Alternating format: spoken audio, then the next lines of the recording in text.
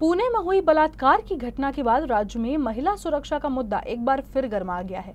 आरोपी को कड़ी सजा दिलाने के लिए पूरे राज्य में आवाज उठ रही है। अमरावती के सांसद बलवंत वानखेड़े और पूर्व सांसद नवनीत राणा ने मांग की है कि राजनीति को किनारे रखकर मामले की तुरंत जांच की जाए और आरोपी को कड़ी सजा दी जाए।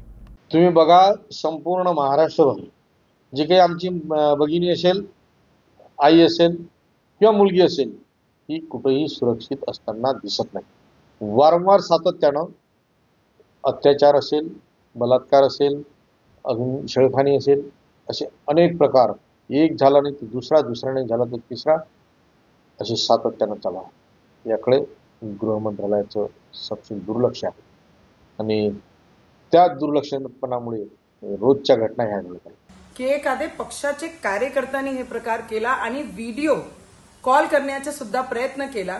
आमचे गृहमंत्री साहेब हे सक्षम आहे आणि महाराष्ट्रामध्ये मुलगी कोणाची असो, जर असा प्रकार कोणासोबतही घडला तर त्याच्यावर पूर्ण कारवाई झाली पाहिजे आणि आमची सरकार सक्षम आहे कारवाई करण्यासाठी।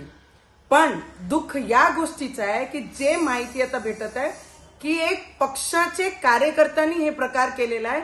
सगळ्यांना हात जोडून विनंती आहे, तुम्ही राजकारण कोणती पातळीवर न्या, पण असा राजकारण नेऊ नका की एखादी मुलीची याच्यासोबत खेळण्याचा प्रकार कोणीही कार्यकर्ता करू नये। एवढीच विनंती करते। राजकारण गेला खड्ड्यात।